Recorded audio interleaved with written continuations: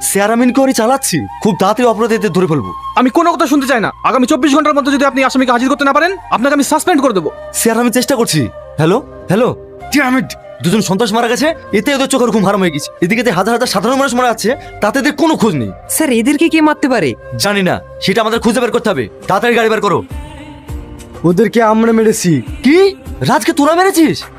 হ্যাঁ স্যার। রাজ কে? রাজ হচ্ছে এক ভয়ানক রাক্ষস, যার ভয়ে বাঘে হরিণে এক ঘাটে জল খেত, যার স্বপ্ন ছিল মানুষকে লুটে কোটিপতি হওয়া। এমন কোনো অপরাধ নেই যেটা ও করতো না। তোমাকে এর আগে আমি বলে গেলাম না তুমি আমাদের জায়গাটা ছেড়ে দিও, কিন্তু তুমি এখনো ছাড়োনি কেন? আমি এই জায়গা ছাড়বো না, কারণ এটা খাস জমি, আর খাস জমি মানে সরকারের জমি। আমি সরকার জমিতেই আছি। তুমি ঠিক বলেছো, খাস জমি মানে সরকারের জমি, কিন্তু এই জমিতে থাকতে হলে বুকের পাটার প্রয়োজন, যেটা তোমার নেই। তাই ভালোই ভালোই বলছি, জমিটা ছেড়ে দাও। তোমরা কি ভেবেছো আমাকে ভয় দেখে এই জায়গা দখল করে নেবে? আমি মরে গেলে এই জায়গা ছাড়বো না, দরকার হলে আমি আইনে যাবো। আচ্ছা, তোমাকে রায়নে যেতে হবে। স্যার ওকে কখনো অ্যারেস্ট করা হয়নি? একবার না, অনেকবার। ওর মাথার উপরে ছিল এমএলএ রুদ্রপ্রতাপের হাত। রাজ ছিল ওর খাস লোক। কে কে ধরেছে রাজকে? আমি স্যার। তোমার এত বড় সাহস, তুমি আমার লোককে অ্যারেস্ট করেছো? স্যারও মার্ডার করেছে, তাই ওকে ধরে এনেছি। ও কোনো মার্ডার করেনি, তুমি ওকে এক্ষুনি ছেড়ে দাও, নইলে তোমার চাকরি আমি 12টা বাজিয়ে ছাড়বো। কিন্তু স্যার ও তো, কোনো কিন্তু না, আমি যা বলছি তাই শোনো। এদের মতো লোক থাকলে দেশে কোনোদিন সন্ত্রাস বন্ধ হবে না। আমার একটা প্রশ্ন উত্তর দে, তোরা রাজকে মারলি কেন? সে অনেক ঘটনা।